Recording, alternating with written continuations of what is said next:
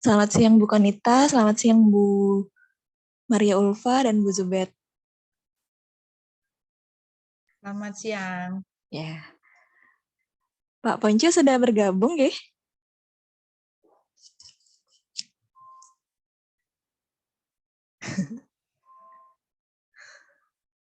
Kena jendela jadi terlalu terang.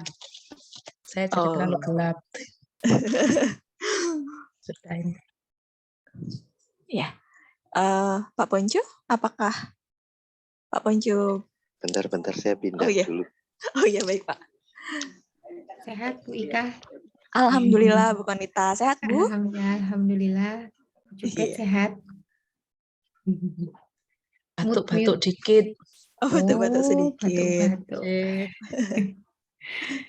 Sudah mulai aktif ya Bu Ika? Insya Allah hari Senin Bu, mulai habis masa cutinya. Oh, habis masa idah loh. 3 bulan. Semangat 3 bulan. Ya, sudah bergabung Pak Ponco juga. Baik, saya buka nggih Bapak Ibu. Assalamualaikum warahmatullahi wabarakatuh. Selamat siang semuanya. Yang saya hormati Ketua Departemen Kimia Bapak Yuniar Ponco Prananto PhD. Yang saya hormati ibu-ibu yang akan memberikan materi pada hari ini, yaitu yang pertama Ibu Zubaidah Ningsi AS PhD, kemudian Ibu Dr. Konita Fardiah, dan Ibu Siti Maria Ulfa DRSC. Selamat siang ibu-ibu semuanya. Hari ini kebetulan ibu-ibu ya. Baik, dan yang saya banggakan seluruh mahasiswa Departemen Kimia yang bisa hadir dalam kesempatan FIDK kita pada siang hari ini. Alhamdulillahirrabbilalamin, pada siang hari ini kita kembali bisa melaksanakan kegiatan FIDK yang merupakan kegiatan rutin yang seharusnya dilaksanakan di Departemen Kimia. Kebetulan untuk hari ini topik kita adalah untuk sosialisasi tentang penelitian tugas akhir atau skripsi di Departemen Kimia. Nanti masing-masing kalab akan memaparkan terkait dengan proyek apa saja atau riset interest apa saja dari masing-masing dosen, sehingga mahasiswa dapat mempunyai gambaran lebih awal, khususnya untuk angkatan 2020 ya, sudah punya gambaran lebih awal terkait dengan tugas akhir. Jadi nanti ketika Anda sudah siap untuk tugas akhir, Anda sudah tahu akan masuk ke lab mana. Ini adalah FIDK sosialisasi topik TA untuk bagian 1. Nanti jangan lupa kita juga punya sesi kedua ya, insya Allah akan dilaksanakan pekan depan. Tanpa berlama-lama lagi, mungkin kita akan langsung masuk saja ke sesi pemaparan dari masing-masing kalab. Nanti akan ada 2 sesi, yang pertama pemaparan, kemudian yang kedua nanti akan ada sesi tanya jawab. Oh ya, Pak Ponco mungkin bisa memberikan sedikit sambutan untuk adik-adik mahasiswa sebelum masuk ke sesi pemaparan. Oh iya. Terima kasih Bu Ika. Selamat siang semuanya. Assalamualaikum warahmatullahi wabarakatuh. Waalaikumsalam warahmatullahi wabarakatuh. Alhamdulillah Bu Ika sudah bisa join lagi. Selamat Bu Ika atas kelahiran putranya. Ya, terima kasih. Semoga sehat-sehat. Amin. Untuk Bapak, ada Bapak Kalab dan untuk ibu-ibu Kalab kita tercinta juga ada adik mahasiswa semuanya. Pertemuan siang ini adalah pertemuan pertama kita melanjutkan aktivitas FIDK untuk tahun 2023 ini. Sesuai yang disampaikan Bu Ika tadi, ini adalah bagian pertama, nanti akan ada 3 laboratorium yang akan bercerita tentang hal-hal yang dikerjakan di lab masing-masing dan kira-kira topik-topik apa saja yang mungkin bisa ada digunakan untuk skripsi nanti. Untuk bagian kedua sebenarnya dijadwalkan minggu depan, cuman karena minggu depan jadwal sempronya sangat padat sekali, sehingga mungkin nanti akan ditunda minggu depannya lagi, jadi 2 minggu lagi kita akan mendapatkan sesi kedua untuk laboratorium biokimia dan laboratorium kimia anorganik. Kami ucapkan banyak terima kasih atas kesediaan ibu-ibu Kalab di tengah kesibukannya pada siang hari. Dan juga untuk adik-adik, silakan gunakan kesempatan ini untuk mendapatkan informasi sebanyak-banyaknya supaya persiapan adik-adik nanti mendekati skripsi jadi lebih mantap, jadi lebih tahu apa yang harus dilakukan. Karena memang sistem skripsi di tempat kita itu 1 semester harus selesai, jadi kami sangat mengharapkan mahasiswa itu sudah menghubungi calon pembimbingnya sebelum mereka KRS skripsi. karena ada beberapa mahasiswa yang baru menghubungi calon pembimbingnya setelah skripsi atau setelah kuliah masuk, dan menurut saya itu sudah sangat telat sekali. Karena untuk menyiapkan konsep proposal itu butuh waktu panjang lebar, belum lagi kesibukan Bapak Ibu dosen pembimbing yang lainnya, dan juga mungkin ada mahasiswa yang masih harus kuliah dan sebagainya. Jadi untuk mahasiswa manfaatkan informasi ini pada siang hari ini sebaik mungkin supaya persiapan skripsi adik-adik semakin lebih matang. Kemudian juga kami ucapkan terima kasih pada HMK yang sudah membantu mengkoordinasikan kegiatan siang hari ini, juga Bu Ika yang bersedia memoderatori. Mohon maaf kami tidak bisa mendampingi terus sampai akhir. Saya tadi lupa mau ngeklik rekam. Mungkin nanti saya nitip biar bisa direkam ya hostnya. Biar nanti bisa kita unggah. Kita unggah ke YouTube sehingga nanti yang nggak bisa hadir siang hari ini tetap bisa mendapatkan informasi tentang laboratorium pada siang hari ini. Minta tolong Bu Ika atau siapa hostnya untuk merekam Zoom siang hari ini. Oke, mungkin sepertinya itu saja yang bisa kami sampaikan. Ini sudah rekam. Oke, recording ya Pak, sepertinya. Oke, siap. Alhamdulillah. Baik, mungkin itu saja atas bantuan kesediaannya Ibu-Ibu Kalap, Bapak Ibu Kalap lagi. Ibu-Ibu Kalap. Ya, minggu depan kita sama-sama sibuk dengan sumber masing-masing. Tetap semangat. Oke, terima kasih Bu Ika. Assalamualaikum warahmatullahi wabarakatuh. Terima kasih. Waalaikumsalam warahmatullahi wabarakatuh. Terima kasih Pak Ponco atas sambutannya. Berikutnya kita masuk ke agenda yang kedua, yaitu pemaparan dari masing-masing kalap. Untuk pemaparan ini, tadi saya sempat berbicara dengan Bu Zubed ya, sepertinya Bu Ulfa setelah ini ada kegiatan ya? Ada agenda lagi? Menjemput. Menjemput. Jam 2 Bu Ika, 2.30 lah. Oh, jam 2.30. Baik, kalau begitu mungkin nanti untuk urutannya, tadinya saya berpikir untuk urutannya sesuai dengan yang di flyer Bu Ulfa. Jadi dengan Bu Zubed, Bu Konita, baru kemudian Bu Ulfa. Tapi kalau misalkan Bu Ulfa ada tidak apa-apa, saya belakangan juga nggak apa-apa. Presentasinya berapa lama Bu Ika? Kurang lebih 15 menit Ibu. Oh, berarti kan saya menit ke 45. Menit ke 45. Tapi sesuai flyer tidak apa-apa. Baik, kalau waktunya gitu nanti nggak cukup ya berarti diwakili Bu Ika saja. Jangan Bu. Baik, kalau gitu kita yang pertama dulu mungkin Bu Zubed ya. Saya berikan kesempatan pertama untuk Bu Zubed bisa mulai presentasinya. Silakan Bu Zubed, waktunya 15 menit. Terima kasih Bu Ika dan juga Bu Ulfa, Bu Konita. Ini KF mendahului ya, tenang aja, sedikit kok, nggak banyak, insya Allah. Oke, ini saya share PowerPoint saya ya. Kelihatankah kira-kira? Sudah terlihat, Bu. Oh ya, ini nanti ada tentang risetnya Bu Ika, jadi kalau salah langsung dibenarkan saja. Siap, Bu. Ya, jadi saya ucapkan assalamualaikum warahmatullahi wabarakatuh ke semua adik-adik dan ibu-ibu kalap yang hadir. Jadi ini perkenalan dari lab kimia fisik. Ini saya kenalkan personilnya ya, langsung saja di sini. Ini ada saya, ketua labnya, kemudian Bapak Budi Kamulyan, Ibu Diah Mardiana, Bapak Lukman Hakim, Ibu Elia dan Bu Ika, serta PLP kami Mas Bambang. Jadi semoga sudah mulai familiar dengan dosen-dosen lab kimia fisik. Kemudian kimia fisik itu apa? Kimia fisik adalah cabang dari ilmu kimia yang berkaitan dengan aplikasi teknik dan teori fisika ke studi kimia, sistem kimia dan sistem biologi. Kenapa kok biologi masuk di sini ya? Karena ada kimia biofisika, itu juga ada. Jadi tenang saja kalau misalkan seolah-olah kimia fisik hanya fisikanya saja, tidak. Kita ya ada fisikanya. Nah, tetap ada fisikanya ya, cuma bisa diaplikasikan di berbagai sistem. Oke, sekarang kita mulai di tiap-tiap dosen ya. Ini sekarang pertama Bu Ika dulu, makanya nanti kalau salah mohon langsung dibenarkan ya Bu Ika, karena mungkin saya salah paham. Oke, Bu Ika, ini sekilas tentang Bu Ika ya. Bu Ika ini lulusan kimia UB ya, jadi kakak tingkatnya adik-adik sekalian. Beliau baru bergabung di kimia fisik tahun 2018 Bu atau 19? 19.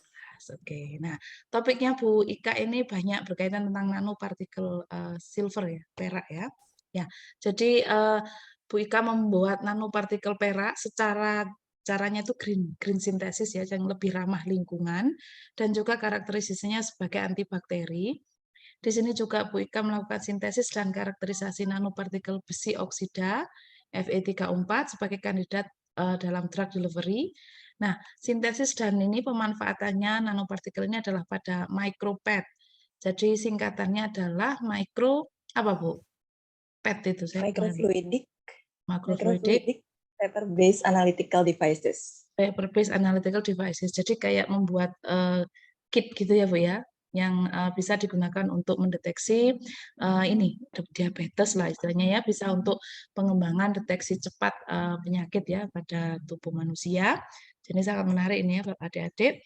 Nah, ini dokumentasi penelitiannya, ada proses sintesa nanopartikelnya dari bahan-bahan alam ya, Bu. Ada mencampurkan bahan alam di sini. Kemudian di sini ada hasilnya. Ini SEM-nya, Bu. Nggih, Bu. Itu Oke, ini SEM. hasil SEM, jadi pakai imaging tekniknya. Kemudian di bawah ini adalah kitosan. Jadi nanopartikelnya itu digabung dengan kitosan menjadi gel hand sanitizer ya Bu ya, Nggih. karena punya sifat antibakteri. Kemudian sintesis dan karakterisasi nanopartikel peraknya ini diharapkan biokompatibel, berarti bisa ramah terhadap tubuh manusia. Ini terjadi perubahan larutan yang menunjukkan adanya proses sintesis tersebut ya, dan dia punya karakter magnet ya Bu Ika ya di sini. Teknik-teknik yang dikembangkan apa saja Bu dalam ini? Ada SEM, kemudian ada Untuk teknik apa lagi? karakterisasi kemarin untuk yang perak ya, untuk yang perak kami menggunakan SEM, kemudian dynamic light scattering, DLS, oke. DLS, kemudian XRD. XRD. Nah, XRD. jadi oke. Untuk yang Fe3O4 kami ada tambahan menggunakan vibrating sample magnetometer VSM. Nah, sip itu. Jadi sudah menggunakan instrumen-instrumen yang cukup sophisticated. Jadi kalau mengambil TA topik ini, Anda juga punya pengalaman belajar menggunakan instrumen yang sudah advance ya. Ini. Nah, ini contoh micropad yang sudah jadi ya Bu ya, yang di bawah ini ya, micropad. Oke. Itu sekilas tentang penelitiannya Bu Ika. Berikut adalah profil lulusannya ya, timnya Bu Ika. Ini semua sudah lulus ya Bu ya. Oh, Vita masih dalam proses Kita ya. masih Ya dalam proses, yang lainnya sudah lulus dengan baik, alhamdulillah. Kemudian sekarang topik saya sendiri, saya sih. Oke, jadi kalau topik penelitian saya tentang enkapsulasi zat aktif dalam sistem nanoemulsi. Jadi ini hasil simulasi yang dibuat oleh kakak tingkat Anda pakai komputasi kimia ya. Kita menggunakan 4 teknik yang berbeda, yaitu wet ball milling, phase inversion temperatur, sonikasi, dan microfluidic. Untuk microfluidic kita juga menggunakan simulasi, jadi yang mungkin lebih senang komputer daripada di lab bisa memilih tetap topiknya sama, cuma dari kacamata simulasi, dan ini hasilnya, jadi dokumentasi penelitiannya bahwa kita dapatkan berbeda teknik ternyata menghasilkan nanoemulsi yang berbeda, baik ukuran maupun homogenitasnya. Nah, kemudian di sini nanti, jadi kalau Anda ingin belajar topik ini, Anda akan belajar bisa dari kacamata simulasi, baik simulasi molekulernya maupun aliran cairan di dalam microfluidic. Anda juga bisa belajar 4 teknik dalam membentuk nanoemulsi tadi, dan kita sedang mengembangkan metode fluoresensi untuk melihat enkapsulasi. Jadi yang terlihat hijau terang di dalam gambar hijau ini itu adalah kurkumin di dalam sistem nanoenkapsulasinya. Jadi kita memakai imaging, teknik imaging, dan juga kita bekerja sama atau bekerjanya di lab LSIH, biomedik. Jadi ini aplikasinya lebih ke sistem tubuh manusia ya, ke kesehatan. Oke. Kemudian ini tim kami. Nah, ini kenapa kok muncul Bu Diah, Pak Lukman, dan Pak Budi, karena saya dibantu Pak Lukman untuk simulasinya. Nanti Anda akan lihat ya untuk Pak Lukman. Kemudian Bu Diah juga membimbing di bidang emulsinya, dan juga Pak Budi ini banyak membantu di makrofluidik. Ini tim kami sudah lulus semua, alhamdulillah ya. Sudah banyak yang bekerja juga.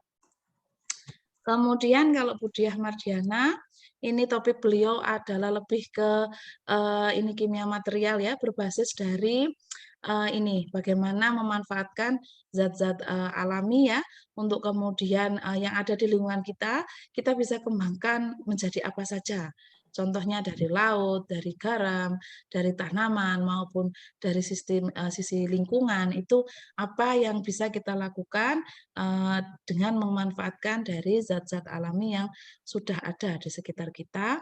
Kemudian di sini jadi ada proses, jadi ini lebih ke mungkin dekat dengan lingkungan ya. Ada pemurnian garam, kemudian bahwa pemurnian garam Pak Punco.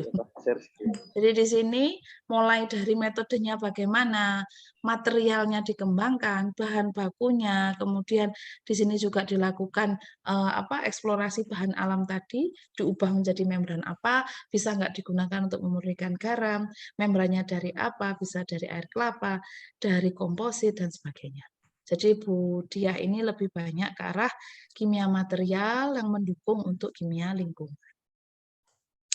Ini contohnya bagaimana memakai biji asam ini untuk mengurangi limbah warna tekstil.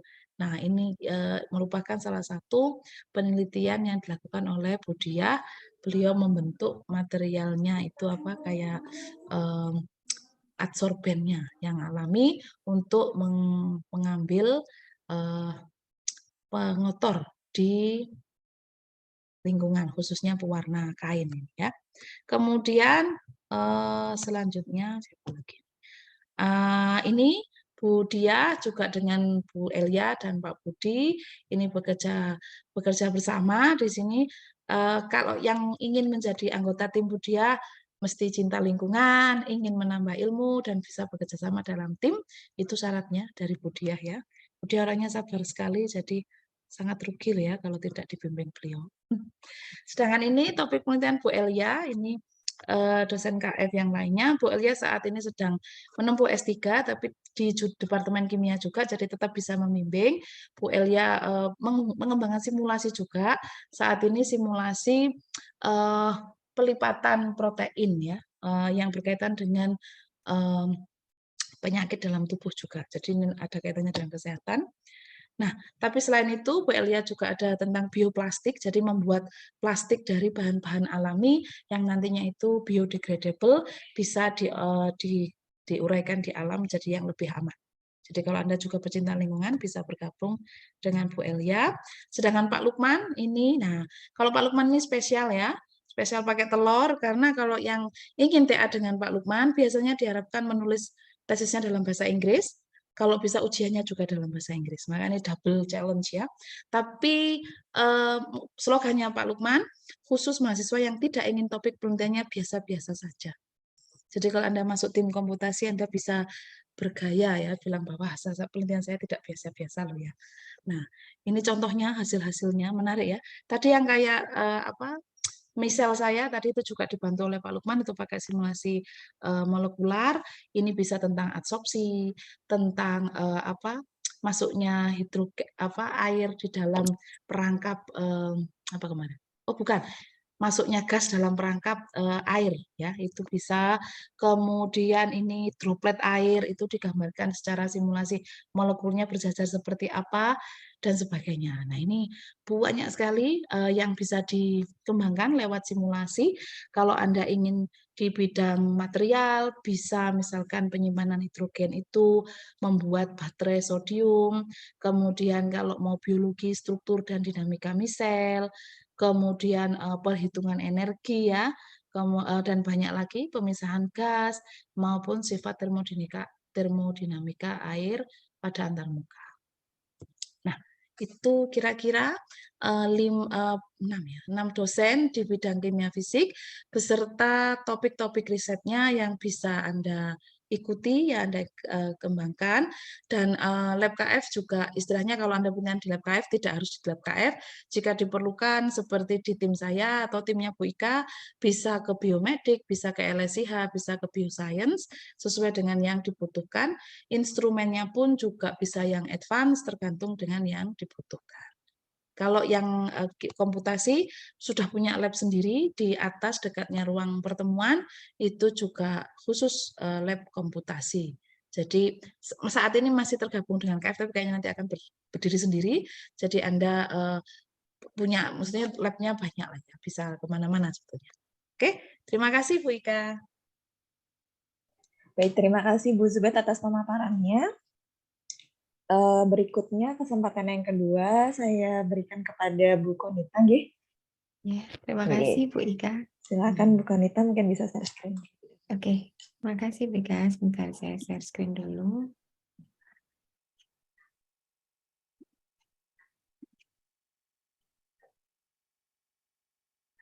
Yes. Baik, Bismillahirrahmanirrahim. Assalamualaikum warahmatullahi wabarakatuh. Selamat siang semuanya. Selamat siang Bu Zubed, Bu Ika, dan Bu Maria Ulfa, juga adik-adik semuanya.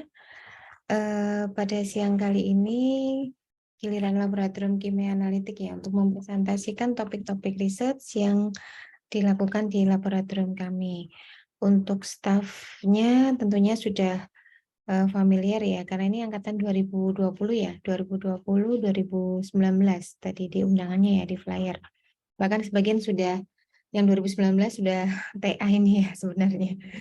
Baik, untuk topik riset yang pertama, saya sendiri sebagai Kepala Laboratorium di Laboratorium Kimia Analitik, topik riset yang saya kembangkan saat ini yang sudah pernah saya kembangkan dan juga sedang dikembangkan. Yang pertama adalah pengembangan sensor elektroanalitik berbasis material alami dan sintetis. Jadi di sini bisa berbasis metode potensiometri untuk sensor elektroanalitik yang saya kembangkan. Kemudian untuk materialnya bisa menggunakan material ekstrak alami maupun material sintetis nantinya. Dan untuk modifikasi selama ini yang sudah dikembangkan adalah sensor elektroanalitik, sensor potensiometri untuk berbagai kation maupun anion, di mana dimodifikasi adalah membran yang di-coating di kawat platina terlapis. Bisa juga untuk sensor elektroanalitik dengan berbasis metode voltametri itu ekstrak alami dari berbagai macam tumbuhan bisa dimanfaatkan potensinya sebagai sensor diabetes, sensor asam urat, dan lain-lain yang cenderung ke medis dan juga aplikasi lainnya. Kemudian yang berikutnya yang kedua adalah investigasi atau eksplorasi bahan alam sebagai UV protector atau bioaktif sebagai sediaan kosmetik. Kemudian topik yang ketiga adalah tentang analisis lingkungan air dan udara.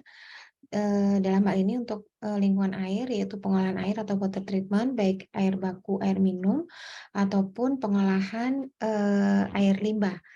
Dan di sini untuk yang lingkungan udara yaitu air pollution yang sudah pernah saya kembangkan, yaitu tetap di sini karena kompetensi saya sebagai di bidang elektroanalisis, jadi water treatment-nya pun secara elektrokoagulasi menggunakan metode elektroanalisis, sedangkan untuk pengolahan ataupun kontrol air pollution-nya yang sudah saya kembangkan itu adalah pembuatan sensor gas NOx, di mana penentuannya secara tak langsung untuk sensor potensiometri ion nitrat.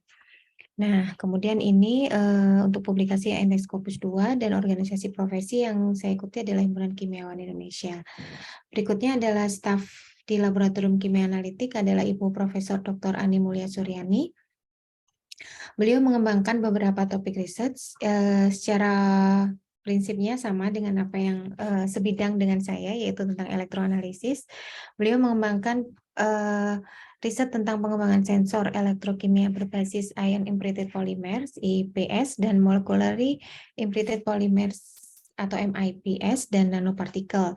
Jadi intinya sama. Jadi sini sensor potensiometri, sensor elektrokimia yang dimodifikasi dengan membuat template satu ion yang diimpregnasikan ke dalam polimer, yang satunya adalah molekul yang diimpregnasikan ke dalam polimer sehingga membuat template tertentu, di mana template itu nantinya sebagai ion target yang akan kita sensor dan juga nanti dimodifikasi oleh nanopartikel. Nah, kemudian yang kedua topik riset beliau adalah tentang pengembangan metode pemisahan analitik berbasis IIP juga dan MIP dan juga nanopartikel. Dan yang terakhir, pengembangan membran sensor untuk food packaging dan edible packaging. Beliau memiliki H-Index Scopus 4 dan organisasi profesi yang diikuti beliau adalah Himpunan Kimiawan Indonesia.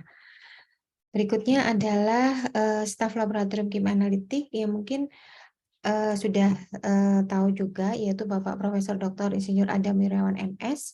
Beliau guru saya juga, topik riset beliau tentang kimia lingkungan. Jadi seperti yang kita ketahui, sudah mengikuti mata kuliah kimia lingkungan itu kan ada lingkungan air, udara, dan lingkungan tanah. Nah, beliau ini fokus ke riset yang tentang kimia air, kimia lingkungan air, dan juga kimia lingkungan tanah. Sedangkan saya tadi juga kimia lingkungan, tapi fokusnya ke kimia lingkungan air dan kimia lingkungan udara. H-Index Scopus beliau 6, dan organisasi profesi yang beliau ikuti adalah Himpunan Kimia Indonesia, dan beliau sempat menjadi pengurus pusat dari Himpunan Kimia Indonesia. Selanjutnya adalah staf berikutnya adalah Ibu Dr. Anda Hermin Sulistiarti, PSD. Pengembangan topik riset beliau tentang eksplorasi reagen alami untuk sintesis nanopartikel dan deteksi ion logam dan juga non-logam. Sedangkan metode yang digunakan biasanya menggunakan spektrofotometri, kemudian FIA, dan di sini beliau juga bersama dengan Pak Sabarudin mengembangkan tentang alat deteksi mikropet bersama seperti Bu Ika juga ya di sini ya tentang mikropet juga. Nah, di sini beliau H-Index Scopusnya 7 dan organisasi profesi yang diikuti sama yaitu Himpunan Kimiawan Indonesia. Berikutnya adalah staf kami dari Laboratorium Kimia Analitik yaitu Ibu Dr. Ulfa Andayani SSI MSI. Mungkin beliaunya ini kurang familiar ya di kalian ya atau yang kelas yang beliau ajar saja yang mengenal beliau karena saat ini beliau sedang menjadi wakil direktur vokasi, jadi beliau setiap hari bertugas di sana, tetapi home base-nya tetap di kimia, khususnya di kimia analitik, dan topik riset yang dikembangkan oleh beliau tentang pemisahan, khususnya ekstraksi, fasa padat, dan juga pemisahan menggunakan membran. Nah, selain itu, beliau juga berkecimpung di lingkungan dalam arti meneliti tentang modifikasi membran untuk pemurnian ataupun penanganan limbah-limbah yang ada di lingkungan. H-Index Scopus beliau 2 dan organisasi profesi yang diikuti adalah Himpunan Kimiawan Indonesia. Staf laboratorium berikutnya, ini mungkin sudah familiar sekali, yaitu Bapak Dr. Sains Ahmad Sabarudin, SSI MSI, yang satu grup juga dengan Bu Ika ya, Bu Ika ya. Topik promotornya Bu Ika juga, pembimbing disertasinya. Jadi di sini topik riset yang dikembangkan beliau tentang sintesis resin kelating menggunakan metode ICP-MS, ICP-OS, kemudian meneliti tentang pengembangan monolit, polimer berbasis monolit, dan juga sintesis nanopartikel ataupun nanomaterial untuk aplikasi bioanalitik, dan juga yang sekarang sedang dikembangkan dengan berbagai macam modifikasi ya, baik itu nanopartikelnya maupun kreatin dan sebagainya, yaitu paper based analytical device baik mikropet maupun IPET untuk aplikasi analitik maupun bioanalytical. Untuk H-Index Scopus beliau cukup tinggi 22. Organisasi profesinya yang diikuti beliau adalah Himpunan Kimia Indonesia, kemudian juga sebagai anggota American Chemical Society, Royal Society of Chemistry, dan juga member of Executive Associate Editor of Analytical Sciences dari jurnal Springer. Kemudian staf berikutnya yaitu Ibu Barlah SSI MSI PSD, Bu Barlah Rumhayati. Beliau juga selaku Ketua Bidang fokus di peminatan untuk S2 Kimia Lingkungan. Jadi topik riset beliau berkecimpung dalam tentang lingkungan, khususnya tentang passive sampler, polymeric inclusion membran, dan juga diffusive gradient in thin films, yang semuanya diaplikasikan di dalam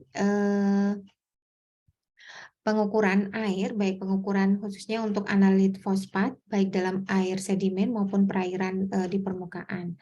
Dan juga beberapa penelitian tentang Kemarin di daerah Lumpur Lapindo Porong juga beliau risetnya tentang itu, dan juga salah satunya rekayasa dan modifikasi limbah untuk perbaikan kualitas air.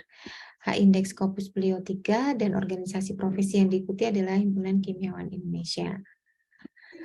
Selanjutnya adalah staf yang terakhir, yaitu Ibu Laita Dinira SSI MSI. Beliau sekarang sedang melakukan tugas belajar, yaitu di lingkungan di kimia UB sendiri.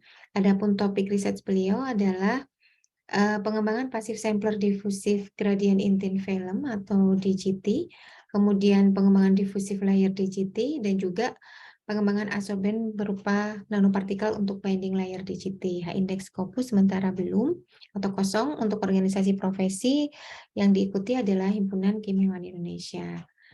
Dan yang terakhir PLP-nya, kalau dulu itu sangat familiar sekali, yaitu Bapak Darwin, karena beliaunya sudah pensiun, digantikan oleh Pak Hadi Kurniawan yang semula ada di bagian instrumentasi atau di organik, PLP organik, laboratorium organik.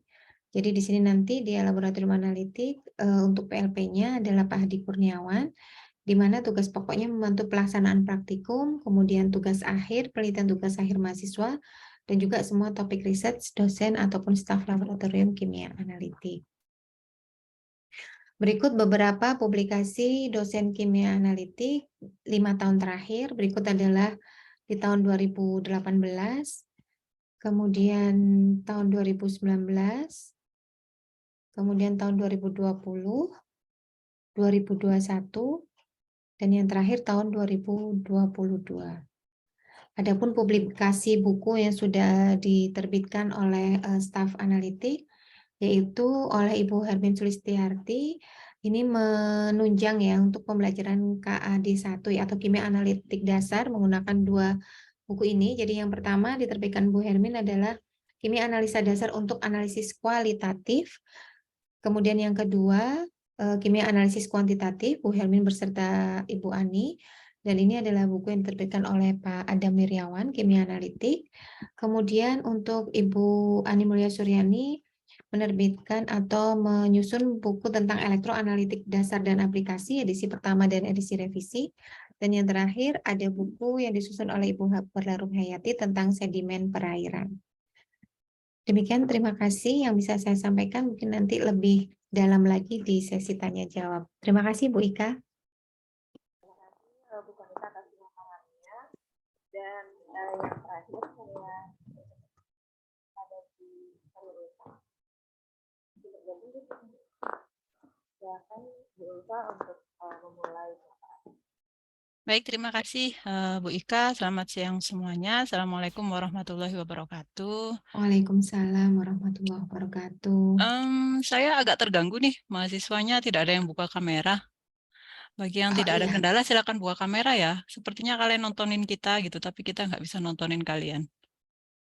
Yo, area ini kamu ya.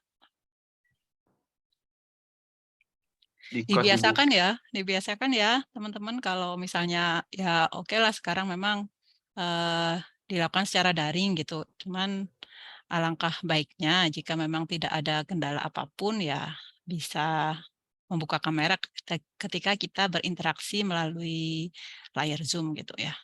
Kasihan nih Bu Ika ini. Baik, terima kasih bagi yang sudah membuka kamera. Perkenalkan, saya Bu Siti Maria Ulfa, Kalab dari Lab Kimia Organik. Nah, seperti halnya Bu Zubed dan Bu Konita, saya diminta oleh Pak Ponco untuk ini setahun yang lalu ya slide-nya kayaknya. Untuk memperkenalkan tentang topik riset di Lab Kimia Organik. Nah, ini saya perkenalkan dulu member kami di Lab Kimia Organik. Saya sendiri sebagai Ketua Laboratorium Kimia Organik, kemudian ada Prof. Warsito. Prof. Warsito ini aktif di Institut Atsiri ya, jadi adik-adik yang mungkin sudah sedang melaksanakan TA saat ini atau sudah main-main ke Atsiri di gedung depannya kimia itu, nah beliau aktif melakukan penelitian di sana. Kemudian ada Bu Dr. Rurini Retnowati, Bu Rurini ini selain aktif di Lab Kimia Organik, beliau juga aktif di Laboratorium Sentral Ilmu Hayati yang tadi disebut-sebut oleh Bu Zubaidah ya.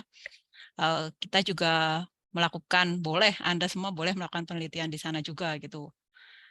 Jadi terbuka untuk seluruh mahasiswa UB, termasuk Anda sekalian jika ingin melakukan pengukuran, analisis, dan seterusnya. Di member yang ketiga, di sini ada Pak Suratmo. Pak Suratmo ini aktif di Lab Kimia Organik bersama saya juga. Kemudian ada Bu Elvina. Bu Elvina Diaul Iftitah ini bersama Pak Warsito ya mengembangkan pusat unggulan Atsiri di Brawijaya. Jadi beliau juga selain di Lab Organik, beliau juga di Institut Atsiri. Kemudian Pak Masruri. Kalau Pak Masruri ini mungkin Anda lebih sering bertemu di MIPA di lantai 7 kalau ada keperluan untuk minta keringanan gitu ya. Karena beliau juga diberi tugas tambahan sebagai Wakil Dekan 2 Fakultas MIPA. Kemudian ada Pak Farid Rahman. Pak Farid Rahman ini sedang menempuh studi S3, tapi saya rasa semester ini beliau akan selesai ya. Tetap bisa membimbing adik-adik semua jika adik-adik tertarik dengan riset penelitian dari Pak Farid. Nanti setelah ini saya tunjukkan riset dari masing-masing Bapak Ibu dosen yang tergabung di Lab Kimia Organik. Kemudian PLP yang membantu kami di Lab Kimia Organik ini ada Mas Wiji. Anda akan sering bertemu beliau mungkin ketika melakukan analisis GCMS gitu ya, karena selain melayani di lab organik, beliau juga diberi tugas tambahan untuk mengelola instrumen, yaitu instrumen GCMS di lab instrumentasi. Jadi Anda akan sering bertemu di lab GCMS juga ketika melakukan analisis. Nah, apa yang kami lakukan di lab kimia organik secara umum, riset profil atau profil riset yang kami lakukan di lab organik ini kami bekerja dengan metabolit primer maupun sekunder. Jadi tidak hanya metabolit sekunder saja ya. Kalau Anda pernah mengambil mata kuliah kimia organik bahan alam misalnya, maka Anda tahu bedanya apa itu metabolit primer, apa itu metabolit sekunder. Jadi kalau primer berarti dibutuhkan oleh suatu tanaman gitu untuk pertumbuhannya, sedangkan secondary metabolites ini tidak secara langsung dibutuhkan oleh tanaman, tetapi punya peran yang penting juga. Gitu. Nah, apa yang dilakukan dengan primary dan secondary metabolites ini, secara umum hampir seluruh tim kami ya di lab kimia organik ini melakukan ekstraksi dan isolasi. Setelah melakukan ekstraksi dan isolasi, kami profiling, jadi menentukan strukturnya, kemudian setelah itu dilakukan pengujian aktivitas, baik secara in silico maupun in vitro. Saat ini saya juga melakukan in vivo ya, walaupun tidak dilakukan di lab organik, kami memanfaatkan fasilitas di bioscience untuk melakukan pengujian aktivitas dengan menggunakan model hewan coba gitu. Nah, ada juga, ini juga salah satu profil riset saya melakukan struktur modifikasi. Jadi tadi setelah kita mengetahui suatu senyawa aktif, nah bagaimana kita melakukan sintesisnya? Nah itu juga beberapa Bapak Ibu di Lab Kimia Organik juga melakukan sintesis untuk memodifikasi strukturnya, seperti itu. Reaksinya bisa melalui reaksi katalisis homogen maupun heterogen. Ini secara umum ya. Jadi kalau Anda melihat misalnya Anda tiap pagi minum kopi, minum teh, nah sebagai kimiawan biasanya kan biasanya, tapi nggak tahu ya kalau Anda nggak biasa ya. Biasanya yang kita pikirkan, kira-kira senyawanya apa nih? Ya secara apa? Sebagai anak kimia gitu ya. Gimana cara menentukan strukturnya, profilnya seperti apa? Nah itu semua bisa Anda pelajari kalau Anda nanti bergabung dengan kami di lab kimia organik. Nah ini tujuannya kan promosi ya. Next, ini saya kenalkan lebih detail terkait penelitian masing-masing Bapak Ibu dosen. Di sini penelitian dari Prof. Warsito. Beliau cenderung sebagian besar penelitiannya karena beliau juga tergabung di riset Institut Atsiri. Beliau bekerja dengan essential oils. Kemudian dari essential oils yang didapatkan ini diuji bioactivity-nya baik dengan in silico maupun in vitro tadi ya. Di sini dituliskan bahwa jika dengan in silico beliau melakukan screening activity. Jadi model in silico kan ada dua ya. Ketika Anda ingin men-screen senyawa ini kira-kira aktif untuk apa sih melalui in silico, itu akan lebih efisien gitu ya, daripada dicoba-coba dulu dengan in vitro ternyata tidak aktif. Jadi dilakukan pengujian secara in silico, kemudian dari sana kita tentukan strukturnya, kemudian activity mekanismenya, mekanisme penghambatannya seperti apa, dan seterusnya. Itu juga dipelajari di tim Prof. Warsito gitu. Nah, activity tadi kita lihat setelah dengan in silico, oh ternyata metabolit ini atau senyawa essential oil ini potensial untuk anti cancer dan seterusnya. Maka pengembangan selanjutnya dilakukan pengujian untuk anti cancer, kemudian dilakukan juga apoptosis dan cell cycle untuk melihat apoptosis selnya seperti apa. Apakah ini dilakukan di lab organik? Ini tidak dilakukan di lab organik, jadi Anda bebas untuk menggunakan setiap lab yang ada di UB. Jadi bisa Anda lakukan di lab LSIH maupun di lab biologi ya. Jadi Prof. Warsito akan bekerja sama dengan lab-lab terkait untuk pengembangan riset beliau. Nah, selain itu juga akan dilakukan sintesis, kemudian retrosintesis jika memang senyawa ini sangat potensial. Karena kita tahu ya kalau didapatkan dari alam itu jumlahnya kan tidak banyak. Sementara dengan desain sintesis, maka Anda bisa mendapatkan atau memproduksi dalam jumlah yang sangat banyak. Dalam jumlah yang tidak terbatas, saya bilang ya. Apabila kita sudah mempelajari sifat-sifat kimia, sifat fisikanya, dan aktivitasnya.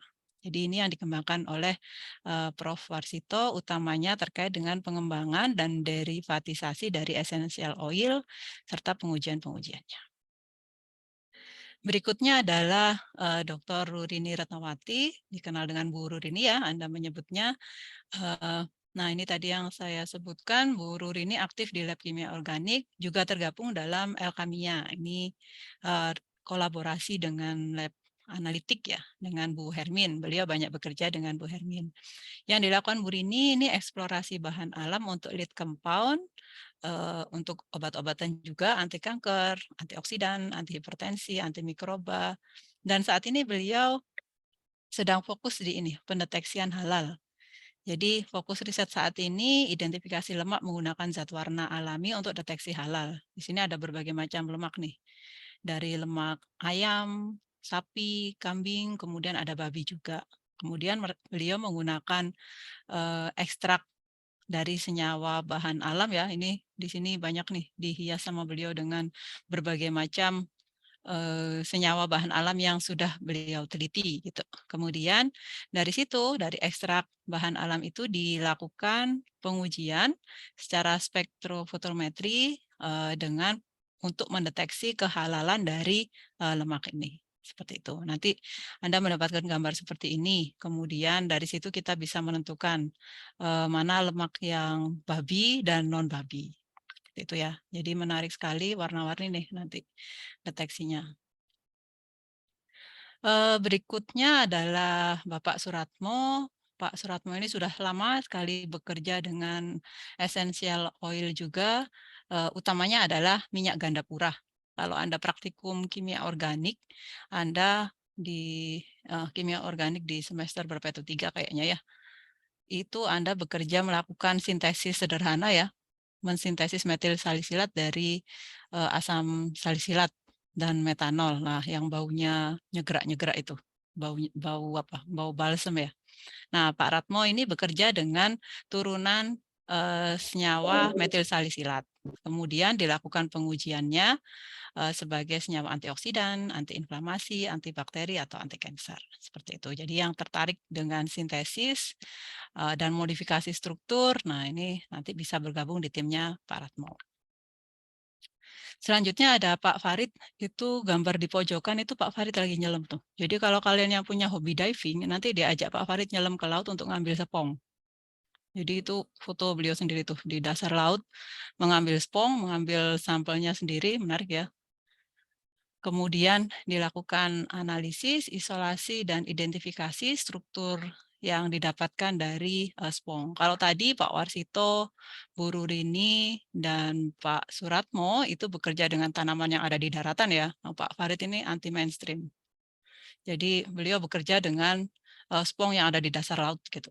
Kemudian diisolasi dan ditentukan strukturnya, diuji secara in vitro dan in vivo untuk anti cancer, anti diabetes, dan seterusnya. Selain itu juga dilakukan pengujian secara in silico untuk menjelaskan bagaimana senyawa ini aktif sebagai bahan obat, seperti itu. Ini Bu Dr. Elvina, risetnya sudah sangat banyak sekali ya sejak ini ada dari 2015 sampai saat ini beliau ada di PUI Atsiri ya. Jadi riset utamanya di sini pengembangan, derivatisasi dan diversifikasi komponen fungsional minyak atsiri serai wangi. Kemudian minyak jarak. Nah, ini ahlinya adalah Bu Elvina. Kalau Anda mau melakukan derivatisasi atau diversifikasi dari senyawa-senyawa turunan yang dihasilkan dari serai wangi dan minyak jarak. Kemudian saat ini, pengembangan saat ini dari yang tadi ya, essential oil yang didapatkan ini dikembangkan menjadi sistem nanoemulsi untuk edible coating. Kemudian juga dengan berbagai metode nih, ada metode dipping and spray. Nah, di sini karena sebagai edible coating, artinya nanti sesuatu yang kita coating dengan hasil atau material yang dihasilkan Bu Elvina ini tetap bisa kita konsumsi. Gitu. Umur simpannya lebih panjang, sifat fisik kimianya lebih baik, mencegah antioksidan, kemudian mencegah antimikroba, dan seterusnya. Jadi yang tertarik dengan ini ya, pengembangan dari serai wangi, minyak jarak, maupun bioflavor lainnya bisa bergabung dengan risetnya Bu Elvina. Nah, ini banyak sekali yang sudah dikerjakan oleh Bu Elvina. Berikutnya tim kami adalah Pak Mas Ruri. Pak Mas Ruri ini bekerja dengan minyak terpentin, kemudian pine rosin, gondorucum, dan yang terakhir selulus. Ini yang tadi saya sebutkan primary metabolites ya, selulus yang sangat banyak sekali di dalam kayu gitu. Apa yang dikerjakan dengan minyak terpentin, gondorucum, dan selulus akan dikonversi menjadi untuk bahan katalis dan reaksi katalitik, kemudian juga dievaluasi bioaktivitasnya. Produk-produk yang dihasilkan di sini mengarah ke pembentukan produk sebagai produk antibakteri, antioksidan, anti-cancer, anti-diabetes untuk terpentin dan penrosin. Sementara untuk nanoselulus ke arah pembentukan material selulus dan nanoselulus, untuk adsorben, hidrogel, konduktif polimer, baik termoplastik maupun termosetting polimer. Jadi banyak sekali pemanfaatan yang sudah ditemukan oleh Pak Mas Rudi. Yang terakhir saya sendiri, ini yang paling bocil ya di lab kimia organik. Saya bekerja dengan 3 topik di sini. Yang pertama yang saya kerjakan di awal dulu adalah biomasa conversion into biofuel. Jadi di lab kimia organik kan ada bidang minat biofuel ya, itu biasanya saya dan Pak Ratmo yang mengampu karena saya juga melakukan penelitian terkait itu. Yang kami kembangkan di sini adalah desain katalis.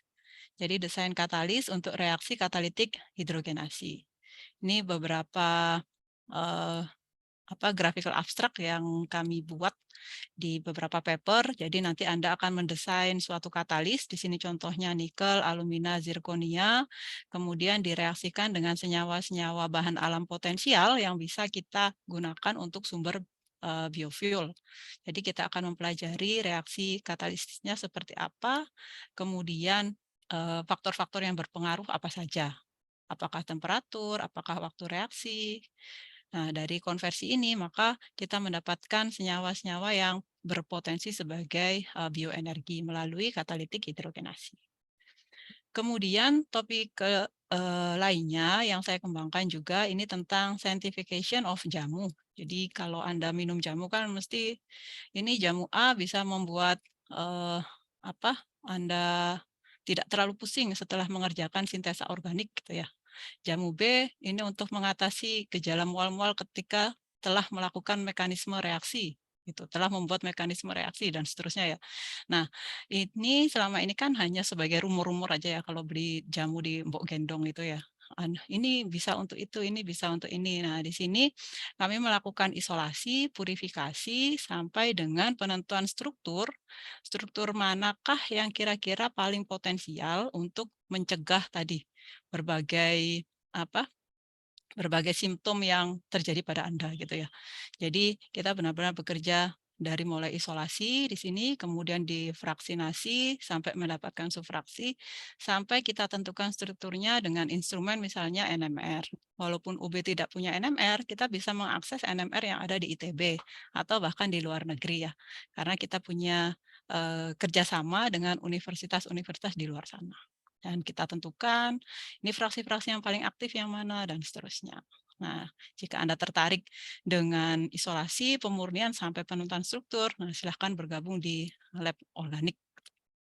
Yang terakhir, ini saya mengerjakan juga sintesis dan modifikasi, khususnya untuk senyawa-senyawa quinon ya sebagai drug candidates. Jadi kalau di sini basisnya quinon ini juga ada banyak di dalam bahan alam, salah satunya adalah jintan hitam. Kalau Anda kenal habatus sauda, di dalamnya banyak mengandung timokuinon.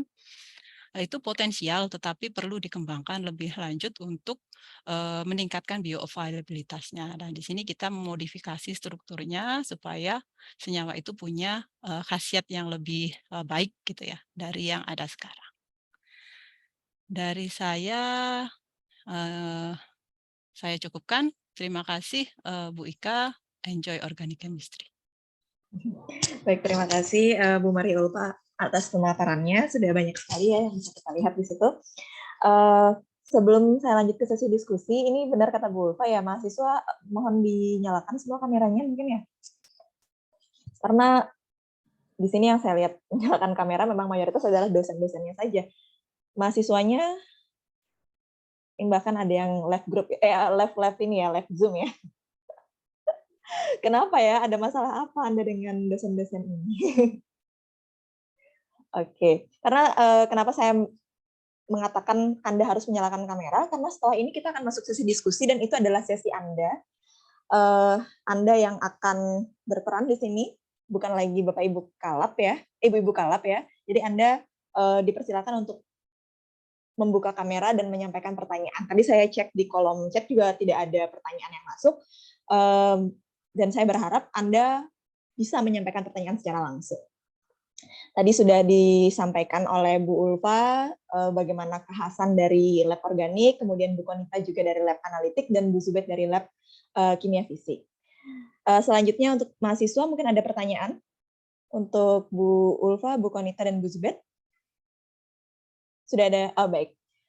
Ini ada Arya Seta ya. Silakan Arya Seta mungkin bisa langsung menyampaikan pertanyaannya. Iya, selamat siang Ibu dosen, baik dari dosen fisik, analitik, dan organik. Saya tadi sedikit penasaran Ibu terkait dengan profil dosen-dosen ini yang punya banyak riset, punya banyak pendanaan, topiknya macam-macam dan segala macam itu. Pertanyaan saya lebih ke ini sih Bu. Kan ini angkatan kimia 2019 mau lulus dikit lagi ya Bu ya. Iya. Itu caranya kita nanti setelah jadi alumni untuk mengikuti Himpunan Kimiawan Indonesia itu seperti apa Bu? Dan kalau tadi Pak Sabar itu kayak apa ya? Royal Society Chemistry yang UK ya Bu ya? Itu lebih ke bagaimana rute dan perjalanannya, apakah memang harus jadi peneliti terlebih dahulu atau kerja biasa aja jadi QC atau QA juga bisa masuk ke himpunan tersebut. Oh, jadi ini pertanyaannya lebih kepada setelah lulus ya?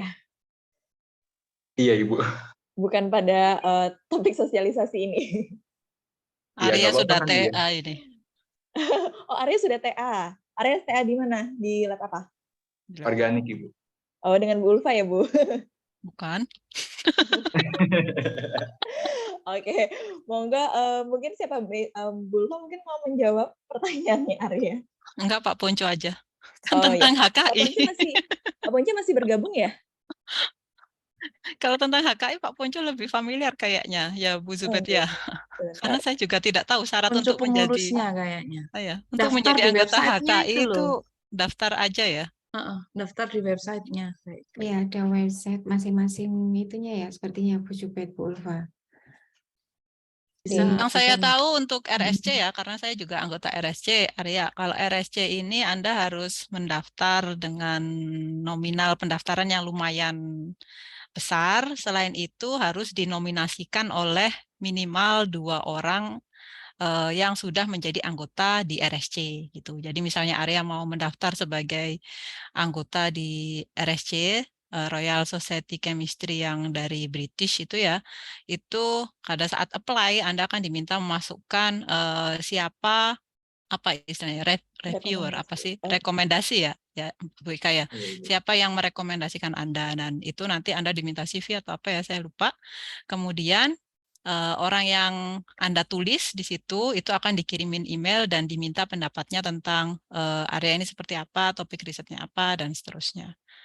Tidak harus dosen sepertinya sih, yang saya tahu biasanya sebagian besar kalau di luar dosen itu kalau RSC paling ya mahasiswa yang postdoc seperti itu tuh banyak, karena RSC punya banyak pendanaan untuk mahasiswa postdoktoral. Jadi yang masih early researcher istilahnya, saya lupa juga sih, early career researcher itu dia banyak sekali memberikan grant-grant. Jadi nggak boleh kalau sudah senior researcher malahan. Jadi yang mahasiswa postdoktoral itu bisa mendaftar, tapi yang sudah senior researcher itu malah nggak boleh mendaftar. Kalau RSC agak rumit ya, dan biayanya mahal. Kalau HKI kan nggak terlalu mahal kayaknya. Ya baik, terima kasih Bu Ulfa. Gimana Arya, sudah cukup jelas ya kalau untuk HKI memang mendaftarnya melalui website. Untuk nominalnya juga ada yang perlu dibayarkan ya. Masa berlakunya kalau tidak salah 2 tahun Bu ya? Iya, 2 tahun kayak HKI. Kalau RSC ini malah setiap tahun Anda harus renewal ini keanggotaannya ya. Banyak sekali akses-akses jurnal dan seterusnya yang bisa didapatkan kalau tergabung di RSC, terutama jurnal-jurnal ya tentunya terbitan RSC ya. Itu bisa diakses dengan gratis gitu kalau kita member di sana. Ya, itu kelebihannya kalau untuk RSC. Bagaimana Arya, sudah cukup jelas ya? Boleh ada follow up question, Bu Ika? Oh iya, silakan monggo. Ya Ibu, kalau boleh tahu ya Bu, tadi terkait biaya RSC itu berapa ya Bu? Terus itu kita tuh di dalamnya ngapain nih Bu? Maksudnya di society itu kita ikut berkontribusi apa? Apa gimana nanti job desk ketika masuk ke dalam itu isinya kayak apa gitu Bu? Kalau biaya saya lupa ya, karena saya belum renewal tahun ini karena mahal. Biasanya nunggu kalau ada grant terus harus active member, itu biasanya terus saya renewal supaya bisa daftar supaya bisa daftar grantnya. Sekitar berapa pound sterling ya? 7 berapa ya? Lupa ada. Kalau dirupiahkan sekitar 2,5 juta setiap tahun ya. Jadi dimulai awal tahun gitu, Januari sampai Desember. Nah, tadi sebenarnya kalau anggota seperti saya, anggota biasa ya kita tidak ngapa-ngapain sih, cuman dapat promo-promo dari dia. Sebenarnya dia menyelenggarakan ini di area, tapi di area sana, di area Inggris, di Eropa gitu, menyelenggarakan seminar-seminar kecil terkait dengan bukan topik ya, apa ya, terkait dengan ini ketertarikan kita. Jadi misalnya kita tertarik dengan organik sintesis, maka pada saat mendaftar kita memilih bahwa field kita adalah organik, terutama organik sintesis. Kita akan diberi ini informasi terkait seminar-seminar terkait organik sintesis dan seterusnya. Terus kita bisa ikut, dapat potongan harga karena member gitu-gitu. Yang paling menarik sih buat saya bergabung RSC itu karena punya grant-grant dengan nominal yang luar biasa ya, yang menarik ya, karena grantnya dari luar negeri dengan biasanya ada 500 pound sterling, kadang ada yang 4.000 pound sterling gitu. Kita bisa mendaftar kalau kita anggota. Kalau tidak anggota tidak bisa apply grant tersebut gitu. Itu keuntungannya. Itu yang membuat saya tertarik gitulah. Baik, tetapi untuk pengajuan grant nanti ada seleksi nggak Bu ya? Iya, jadi seperti biasa kita ngajukan proposal dan seterusnya, ada seleksi, terus ada juga rekomendasi dari dari pimpinan kita gitu. Jadi pimpinan harus mengetahui kita sedang mengajukan grant itu, jadi ada support. Itu kira-kira gambarannya Arya. Saya belum pernah dapat sih ya. Insya Allah setelah ini Bu ya.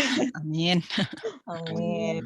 Karena lumayan nanti kalau grantnya dari RSC otomatis nggak bukan rupiah gitu ya, bukan rupiah. Bukan rupiah. Jadi ketika dinominalkan akan lebih besar pastinya. Dan kemudian untuk tadi biayanya juga mungkin menyesuaikan kurs yang berlaku ya Bu Ulfa ya? Ya. Menyesuaikan dengan itu. Jadi kira-kira ya 2,5 juta per tahun, tapi nanti dilihat lagi kursnya berapa. Ada lagi mungkin Arya? Pertanyaan berikutnya? Cukup Ibu, mungkin buat teman-teman yang lain silakan. Oke, terima kasih atas pertanyaannya Arya. Karena sudah mulai penelitian TA ya sekarang. Iya Ibu. Oke, sukses untuk penelitian TA-nya. Kemudian saya berikan kesempatan untuk teman-teman yang lain. Apakah ada pertanyaan? Silakan Ritvanika Lensi. Baik Bu, sebelumnya suara saya masuk nggak? Masuk, sudah terdengar. Ya, saya Ritvanika Lensi, Kimia Angkatan 2019, izin bertanya terkait ini Bu, dari lab organik. Nah, tadi kan penelitiannya Pak Retmo itu tentang, kalau nggak salah tentang karang gitu kan Bu, dari laut. Nah, itu tuh kalau cara isolasinya itu seperti apa ya Bu? Kan sebelumnya kalau tanaman tumbuhan itu kan diisolasi kan mudah ya Bu, dengan kolom kromatografi. Tapi kalau karang itu pemisahannya secara apa ya? Oke. Silakan Bu Ulfa, monggo. Pak Ratmo atau Pak Farid ya? Pak Farid. Ya, terima kasih Ritva. Jadi kalau penelitian tentang tanaman-tanaman laut ini Pak Farid, bukan Pak Ratmo ya. Pak Ratmo ini penelitiannya tentang Gondorukem. Kok Gondorukem sih? Salah. Pak Masruri. Itu Pak Masruri. Pak Ratmo tadi tentang metil salisilat dan turunannya. Jadi yang dilakukan Pak Farid untuk isolasinya, kalau itu misalnya karang atau spong bagaimana? Kalau karang ini sama ya, teknik isolasinya sama dengan tanaman yang ada di darat, hanya saja bedanya karena dia terendam di dalam laut, biasanya effort yang besar yang harus kita siapkan itu adalah memisahkan garamnya. Jadi setelah misalnya diambil dari laut, kemudian dicuci berulang kali sampai kira-kira kadar garamnya itu berkurang, kemudian sama dikeringkan, ditumbuk sampai ukurannya kecil gitu ya, entah berapa mes dan seterusnya. Misalnya mau diambil fraksi polarnya, maka diekstrak dengan metanol atau etanol. Nah, jadi sampai dengan situ tahapannya sama. Hanya saja biasanya garam ini akan sangat mengganggu. Biasanya setelah itu kita cuci dengan air. Harapannya, ekstraknya tadi, harapannya garamnya kan terlarut dalam air. Sementara senyawa organiknya kan nggak mungkin larut dalam air ya. Jadi kita harus meyakinkan diri terlebih dahulu supaya garam itu benar-benar tidak terikut, tidak tersisa. Jadi itu biasanya. Kesulitannya di sana, bedanya dengan material yang berasal dari daratan yang tidak terganggu oleh jumlah garam. Jadi overall sih tidak ada bedanya, hanya saja ada metode tambahan yaitu memisahkan garam dari ekstraknya. Seperti itu. Oke, terima kasih Bu Ulfa atas jawabannya. Ritvanika, apakah sudah jelas? Sudah Bu, sudah jelas. Terima kasih. Ini sepertinya Ritvanika sudah mulai penelitian juga ya di laboratorium kimia organik. Sudah, dia di BRIN malah sekarang. Ya, di BRIN. Ini posisi di BRIN saat ini? Iya Bu, benar. Oke, soalnya saya ke distract sama ini ya, background-nya ya. Saya pikir itu kimia organik. Mirip ya Bu Ika ya? Iya, mirip Bu. Mungkin ini untuk adik-adik yang 2020 ya, yang belum mulai masuk lab gitu, silahkan kesempatan ini digunakan sebaik-baiknya gitu. Betul. Bukan berarti yang sudah nge-lab terus dilarang tanya-tanya sih. Cuman kan sudah nge-lab berarti sudah memutuskan pilihan ya. Bagi yang masih bingung-bingung, ini 2020, nanti tahun depan saya TA di mana ya gitu. Kira-kira dari topik-topik yang tadi disajikan, kok kayaknya saya tertarik di topik ini, bisa ditanyakan. Monggo. Silakan yang 2020, 2019 yang belum ambil TA juga monggo. Biasanya ada yang ketinggalan ya Bu, 1-2 orang. Ya. 1-2 orang yang tertinggal. Silakan 2020. Di sini saya familiarnya sama 2019 soalnya. 2020 mungkin ada yang mau ditanyakan atau mungkin kalian belum paham ya dengan yang dijelaskan. Boleh nanti di-review lagi nanti sama Ibu-Ibu Kalap. Karena mungkin banyak yang generasi daring ya sebelumnya, 2020 khususnya. Ini saya lihat ada Bella ya. Gimana? Bella sudah memutuskan mau masuk lab mana? Bella udah habis bimbingan tadi, Bu. Oh, sudah dengan Bu Ulfa. Saya kemarin saya pikir jadi di biokimia, jadi biokimia Bella. Nggak jadi, Bu. Tiba-tiba tertarik dengan atsiri. Oh, oke. Berarti berbelok ya sekarang ke kimia organik. Monggo yang lain. Ini banyak yang sudah TA ini, Fardan, Iya, Fardan. Hafiz. Itu sudah TA ini. Nggak tahu yang lainnya. Yang lain. Saya nggak punya datanya juga. Ini Kamila juga sudah. Yang 2020? Siapa ya yang 2020-nya di belakang. 2020 bisa raise hand mungkin, jadi ya, bisa mungkin bisa raise hand ya. Saya semuanya harus raise hand, jadi itu yang 2020. Biar kita nggak nyari-nyari. yang Jangan semua 2020. sudah TA ini, Bu. Nah, yang 2020 kasih raise hand-nya coba, biar Bu Ika nggak Ada. bingung. Iya. Saya nggak hafal 2020. Imam Resen, itu. Imam. Oh, Imam. Imam ini angkatan berapa? Sebutkan angkatan. Weh. Angkatan berapa? Angkatan 2020 atau 2000? Apakah saya terdengar, Bu? Terdengar tapi agak Kresek-kresek. agak kresek-kresek gitu. Maaf ya, Bu ya. Ya, sudah. Saya angkatan 20. Saya mulai kayak udah kayak melirik-lirik gitu ke kemana gitu, Bu. Terus rencana saya ke ini sih, Bu, tertarik ke analitik aja. Analitik aja. tapi analitik jika kemungkinan kalau udah selesai atau alhamdulillah selesai cepat ya, kalau ikut ke penelitian lain gitu, apakah diperbolehkan gitu, Bu? Dari sekarang ikut ke penelitian lain maksudnya? Enggak, misalkan saya di penelitian analitik gitu, misalkan sudah selesai atau selesai cepat gitu, terus saya mau ikut penelitian lagi gitu, apa diperbolehkan? Kalau ke analitik sudah ada gambaran. Ya, betul, itu sudah ada. Sudah ada gambaran dengan siapa ya? Sudah. Oke. Sudah join juga kok. Oh, sudah. Ke siapa? Kalau boleh tahu. Rahasia. Di sensor elektrokimia dengan Prof. Ani.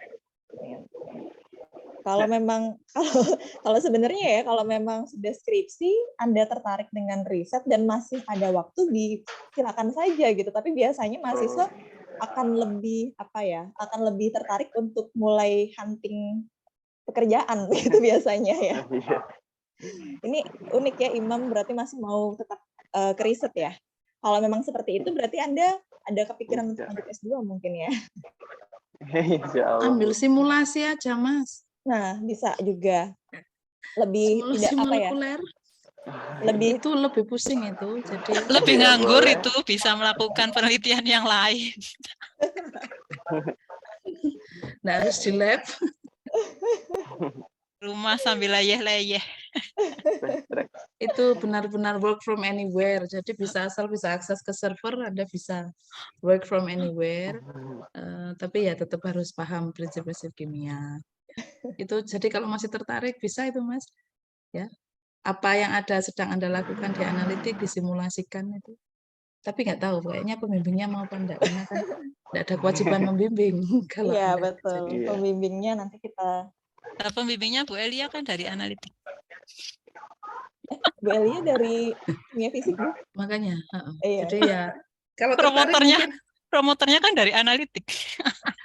Kalau iya Bu Elia, Bu Ani itu kan juga pembimbingnya Bu Elia, itu simulasi itu. Maksud saya kalau Anda masih tertarik yang lain itu sebetulnya banyak ya yang bisa dilakukan. Misalkan Anda ikut seminar progresnya teman-teman, terus Anda mungkin main-main ke lab, ikut lihat teman-temannya bereksperimen gitu, mungkin bagus ya untuk nambah pengalaman. Tapi kalau dibentukkan dalam TA tersendiri kayaknya nggak bisa ya, karena kan Anda satu sudah oke, sudah cukup gitu ya. Tapi kalau masalah minat kan bisa kemana-mana dan menurut saya bisa ikut seminar-seminar kayak gitu tuh. Makan. Sakit perut. Ya, jadi kira-kira seperti itu, Imam.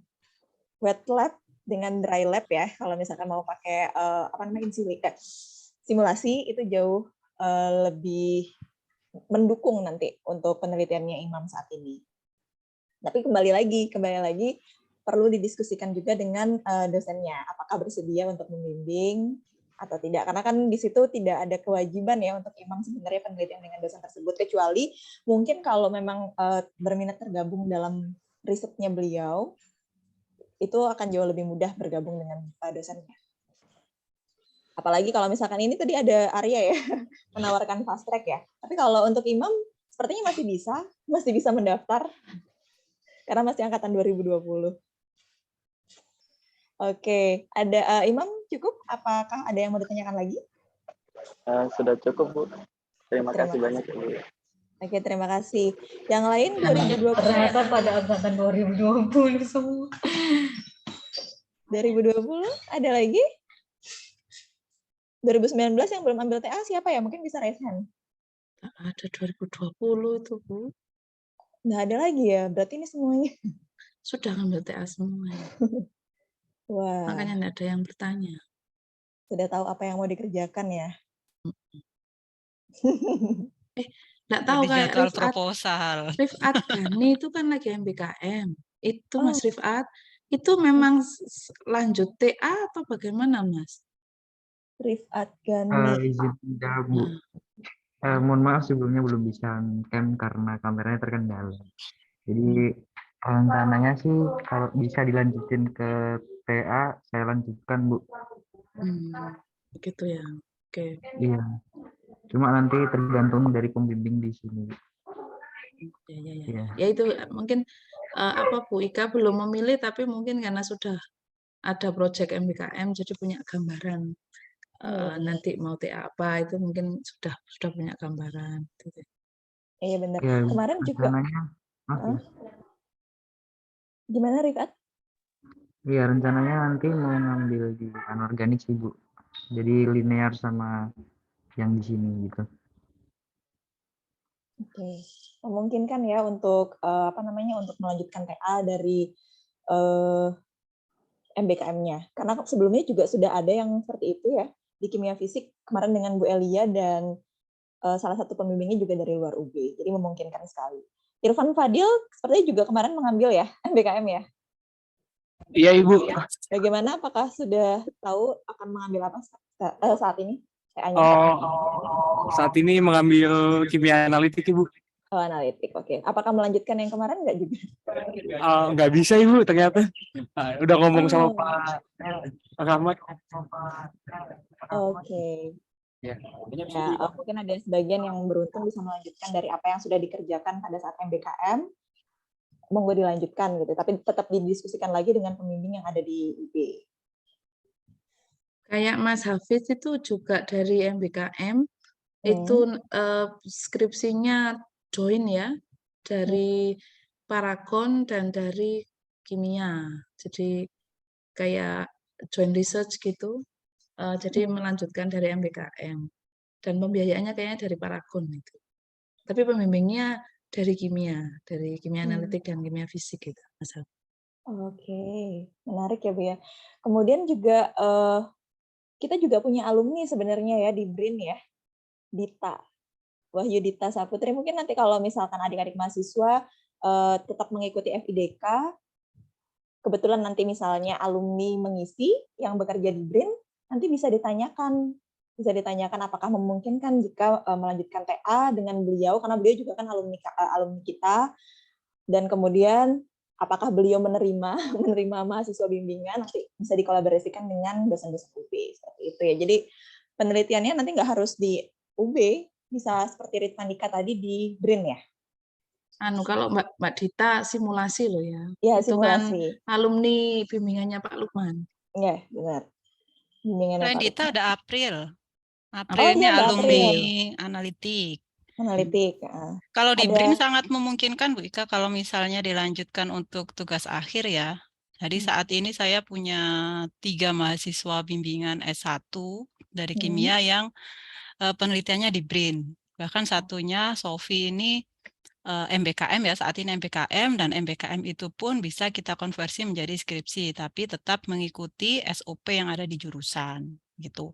Jadi tetap mengikuti membuat proposal, kemudian ujian proposal, dan seterusnya ya. Jadi tidak langsung menjadi konversi kalau skripsi, tapi SOP-nya tetap ikut yang di jurusan.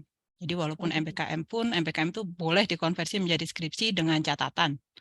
Dengan catatan aktivitasnya itu bukan aktivitasnya, apa ya, tetap mengikuti proposal dan seterusnya seperti yang disyaratkan di jurusan. Nanti pembimbingnya dari BRIN. Mereka bekerja full di BRIN dengan biaya dari BRIN. Makanya kalau misalnya Anda semua ada yang MBKM misalnya 2020 saat ini sedang MBKM di BRIN gitu ya. Terutama kenapa di BRIN? Karena BRIN ini kan basisnya adalah riset ya. Berbeda dengan di perusahaan mungkin ya. Kalau di perusahaan Anda banyak magang yang mungkin tidak begitu linear dengan aktivitas riset yang ada di kimia, sehingga tadi mungkin ada yang nggak berkenan dosen pembimbingnya karena aktivitasnya tidak linear dengan roadmap Bapak Ibu dosen yang ada di sini. Kalau di BRIN itu dari awal bisa kita komunikasikan sehingga kami di universitas itu bisa mencarikan dosen yang memang linear di riset itu sehingga bisa diterima. Jadi saat ini saya membimbing 3 mahasiswa yang pembimbing 2-nya adalah dari BRIN dan aktivitas penelitiannya itu full dilaksanakan di BRIN. Seperti itu, tentunya dengan pendanaan dari BRIN. Nah, di BRIN sendiri kan tergabung dalam organisasi riset tertentu. Memang tidak semua pembimbing BRIN itu mendapatkan dana dan bisa meng-hire mahasiswa untuk melakukan penelitian. Jadi memang terbatas ya. Makanya tadi misalnya ada Mbak Dita di sana, kemudian saya lihat dari kimia ada yang pembimbingnya itu Bu April dari BRIN ya, kemarin dari data itu. Nah, itu bisa ditanyakan apakah topik riset yang dilaksanakan di sana bisa dijadikan topik skripsi. Nah, dari awal ditanyakan, nanti dikomunikasikan kira-kira penelitian seperti ini yang dilakukan di BRIN itu cocok dengan topik risetnya siapa, dosen kimia yang mana gitu, sehingga nanti Anda bisa lanjutkan. Karena saat ini kan MBKM itu defaultnya pembimbingnya adalah dosen PA ya, yang mungkin tidak linear dengan riset yang Anda kerjakan di BRIN. Sehingga kalau langsung dosen PA ini menjadi dosen pembimbing skripsi nantinya misalnya dengan topik BRIN kan mungkin tidak linear. Jadi Anda bisa bertanya ke Bu Ika misalnya, Bu saya MBKM-nya di BRIN seperti ini, kira-kira dosen kimia yang mana yang cocok dengan topik riset ini. Gitu. Dengan mengikuti acara seperti ini Anda bisa melihat-lihat, oh kayaknya cocok dengan yang dikerjakan oleh Bu Zubaida atau Bu Ika atau Bu Konita atau saya. Nah, Anda bisa komunikasi dengan kami setelah itu sehingga tetap bisa dilanjutkan riset di BRIN-nya itu menjadi topik tugas akhir nantinya. Seperti itu. Terima kasih Bu Ulfa ya. Jadi dari sini kan Anda dapat informasi tambahan ya. Dapat informasi tambahan bahwa apa yang sudah Anda kerjakan bisa dilanjutkan untuk PA. Nah, ini ada yang sudah raise hand lagi, Stefani Sugiarto. Ya, atas kesempatannya mungkin izin konfirmasi apakah suara saya terdengar? Iya, terdengar. Baik, Bu. Sebelumnya perkenalkan nama saya Stefani dari angkatan 20, izin bertanya.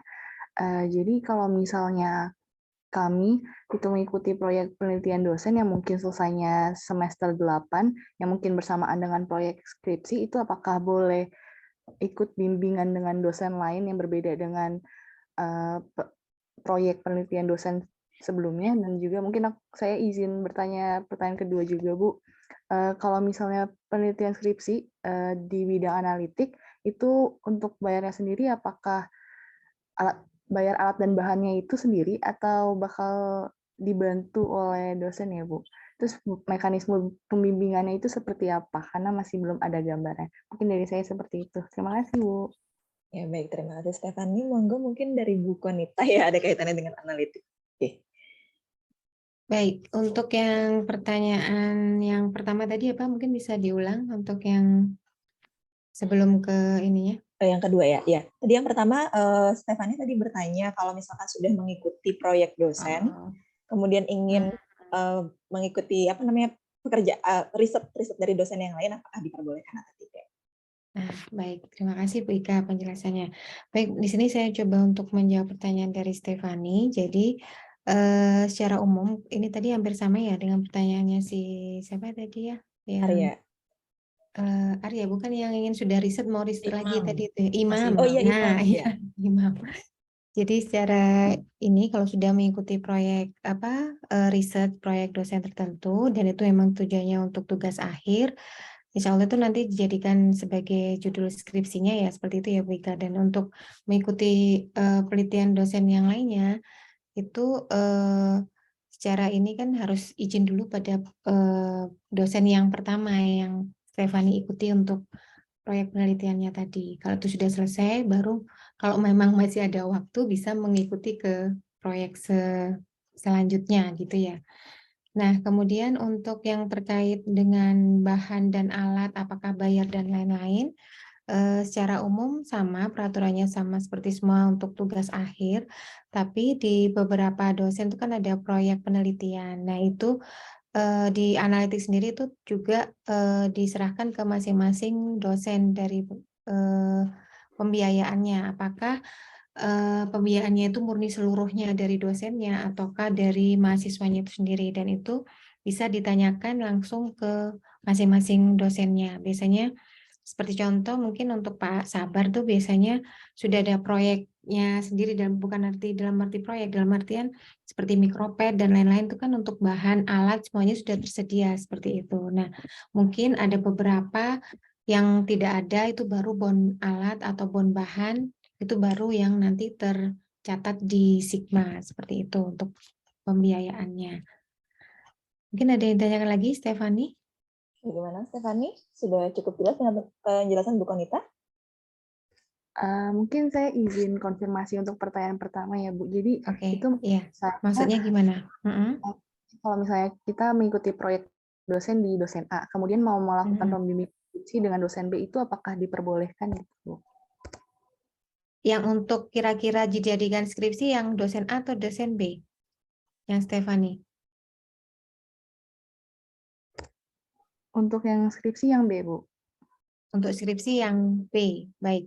Untuk yang sementara untuk di sini untuk saya sarankan Stefani manajemen waktunya ya. Jadi kalau memang mau ikut proyek dosen di dosen A, sementara itu untuk semester 8 proyeknya, dan untuk dosen B nanti untuk skripsi dan juga nanti di semester 8, yaitu bagaimana untuk manajemen waktu pengerjaannya.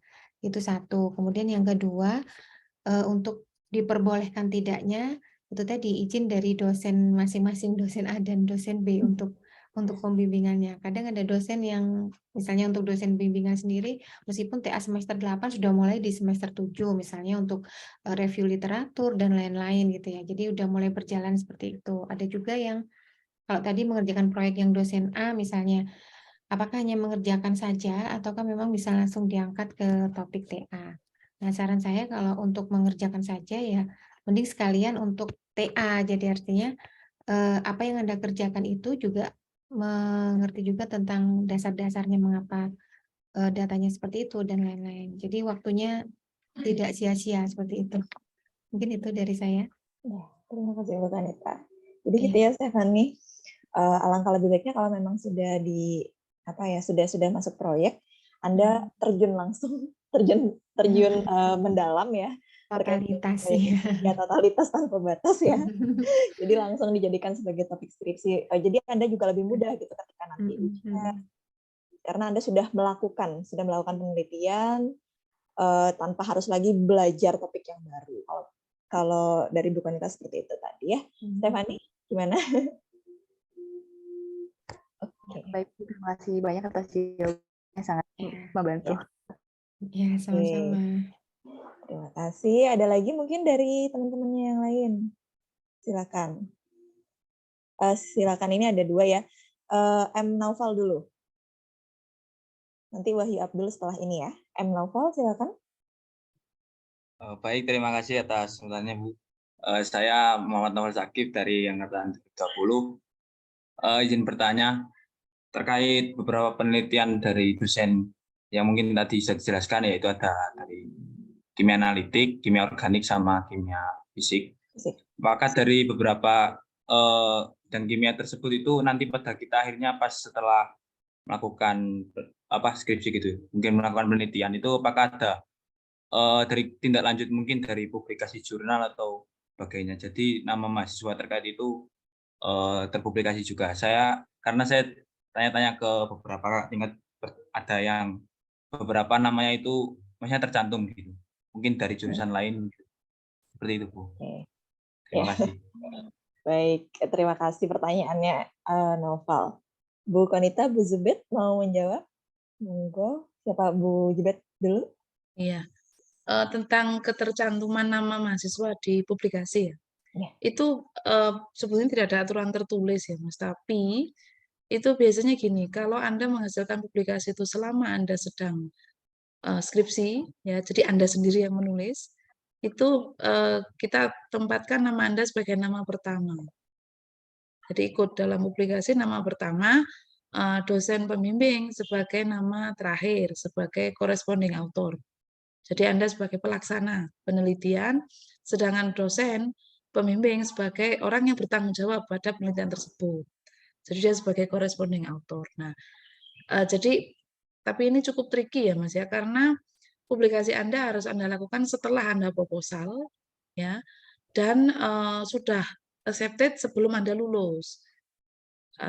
Biasanya ini agak tricky karena waktunya terlalu mepet. Kan Anda bekerja cuma 6 bulan hitungannya ya. Tapi biasanya ada mahasiswa yang rajin, dia sudah anggap aja istilahnya magang di lab yang dia tuju, sehingga ketika dia proposal sebetulnya dia sudah punya data cadangan lah ya gitu, sehingga dia bisa cepat menyusun publikasi dan bisa segera disubmit. Nah, ini pun bisa dalam bentuk publikasi di seminar internasional sehingga menjadi proceeding atau di jurnal. Nah, biasanya yang untuk seminar itu lebih cepat direview dan lebih cepat dapat keputusan diterima atau enggak. Salah satu mahasiswa saya itu sebelum lulus dia sudah publikasi, sudah accepted, maka dia otomatis dapat nilai A dan namanya sebagai nama pertama di publikasi tersebut. Tapi ada yang mungkin dia menyusunnya ketika skripsi, tapi belum bisa lolos ketika atau belum ada penerimaan ya ketika ujian akhir. Nah ini enggak bisa diakui sebagai publikasi ketika Anda skripsi, dan biasanya akhirnya nilai Anda tidak otomatis A, Anda tetap harus ujian dan sebagainya. Tapi publikasi tetap sebagai nama pertama, dosen bimbing sebagai corresponding author. Itu sepaham saya begitu, Mas Noval. Noval, apakah sudah jelas dengan penjelasan juga, Noval? Jadi intinya bisa. Baik Bu, terima kasih atas jawabannya. Mungkin ya Bu, mau izin feedback Bu. Oke. Berarti dari Departemen Kimia itu tidak kayak mewajibkan gitu atau harus gitu, mungkin ada beberapa aja gitu ya. Ya, tidak ada kewajiban karena kalian masih S1 ya, jadi belajar menulis dulu, baru memulai belajar penelitian. Nanti kalau misalkan untuk S2 itu baru wajib sudah punya publikasi. Kalau untuk S1 itu tidak ada kewajiban. Alhamdulillah kalau misalkan penelitian Anda cukup untuk dipublikasikan. Publikasi, entah itu publikasi dalam bentuk proceeding ataupun dalam bentuk jurnal. Tetapi kalau misalkan Anda punya kelebihan ya tadi ya, dengan data-data Anda sudah cukup untuk dipublikasikan, setidaknya ketika Anda menjadi mahasiswa, Anda sudah punya track record. Gitu. Itu kelebihannya. Seperti itu, Noval. Ada baik, lagi? Bu, terima kasih. Sudah cukup. Oke, terima kasih Noval atas pertanyaannya. Berikutnya Wahyu Abdul, silakan Wahyu Abdul. Iya, terima kasih Bu Ika. Izin bertanya mengenai yang tadi disebutkan, jika mahasiswa sedang magang gitu, kan dari pembimbing di tempat MBKM itu menawarkan untuk bisa dijadikan data pendahuluan untuk skripsi. Nah, itu dari UB apakah mengizinkan jika data tersebut diambil, jadi untuk selanjutnya nanti tinggal melanjutkan, jadi tidak mengulang dari awal seperti itu. Oke. Kalau yang saya tahu, selama itu masih linear dengan dosen pembimbingnya, maksudnya dari pembimbing di UB ada yang topik penelitiannya sama, itu mungkin bisa dilanjutkan. Setahu saya seperti itu, tapi tetap harus dikomunikasikan dengan dosen pembimbing yang dari UB. Karena khawatirnya mungkin Anda sudah melakukan penelitian di sana sebagai riset pendahuluan, tetapi ternyata dari dosen UB tidak ada yang melaksanakan penelitian serupa gitu ya. Khawatirnya nanti Anda kesulitan mencari pembimbing. Jadi tetap harus dikomunikasikan dengan dosen pembimbing dari UB. Mungkin ada tambahan dari Bu Zubat atau Bu Konita? Bu Ulfa udah keluar ya? Sudah live ya? Kalau nggak salah gini Mas, untuk ketika Anda magang, Anda punya data, apakah ini bisa dipakai untuk skripsi? Nggak boleh sebetulnya. Jadi kalau data itu sudah Anda laporkan di laporan magang, maka tidak bisa itu menjadi skripsi. Anda harus dapat data baru. Bisa itu data itu dilanjutkan dari yang lama, tapi sudah berbeda dengan laporan magang. Karena magang ya magang, skripsi ya skripsi. Jadi tidak bisa, kecuali mungkin yang Anda tampilkan di magang itu sepertiga dari data, kemudian 2/3-nya lagi belum nih dan belum dikaji lebih lanjut, ditambahi lagi pendalaman apa, itu mungkin masih bisa. Tapi kalau mentah-mentah itu dipakai untuk skripsi belum, kayaknya enggak ya. Tapi tadi ya, jadi intinya bahwa magang dan skripsi itu 2 hal yang berbeda, sehingga Anda harus pilah-pilah datanya, pintar memilah data, mana yang memang ini untuk laporan magang, mana yang ini untuk skripsi dan memang qualified untuk dihitung sebagai satu skripsi, karena kan ada syaratnya Mas, harus melibatkan 2 variabel, harus melibatkan 2 instrumen atau apa. Nah, ini harus dilengkapi. Kalau itu lengkap menurut saya bisa untuk skripsi. Kalau tidak, belum bisa. Itu sepahaman saya, mungkin Bu Konita punya ide atau opini. Tambahan Bu Konita? Sama saya seperti dengan Bu Jubet juga ya. Jadi kalau memang data itu rata-rata kan magang itu di tempat industri ataupun tadi mungkin kalau magang di bidang riset atau penelitian biasanya kan terkait dengan topik risetnya di print gitu ya, dengan topik-topik tertentu. Asalkan nanti dengan pembimbing tadi seperti kata Bu Ika ada yang relate topiknya dengan di pembimbing yang ada di UB, itu mungkin bisa dilanjutkan. Tapi seperti tadi yang katakan Bu Jubet, kalau sudah data itu sudah ditampilkan sebagai laporan magang ataupun PKL atau yang lainnya, itu tidak bisa digunakan lagi. Jadi mungkin kalau tadi pertanyaannya Wahyu itu sebagai data awal, mungkin bisa, tapi nanti selanjutnya tetap membuat data baru lagi untuk skripsi. Seperti itu Bu Ika. Ya, terima kasih Bu Konita. Jadi sebagai preliminary riset boleh, tapi nanti Anda harus menambahkan data Anda. Karena memang skripsi itu kan memang 6 SKS sendiri ya. Artinya beban Anda di situ cukup berat juga gitu ya. Dari apa yang sudah Anda kerjakan itu bisa Anda teruskan, tetap harus menambah beberapa parameter lainnya untuk memenuhi kewajiban skripsi Anda. Terima kasih Bu Jubet dan Bu Konita tadi penjelasannya. Bagaimana Wahyu Abdul, apakah sudah jelas? Ya, sudah menjawab Bu Ika, terima kasih. Oke, terima kasih. Mungkin ada lagi yang mau bertanya, mungkin saya buka satu pertanyaan lagi ya sebelum kita akhiri, jika ada pertanyaan. Ada lagi?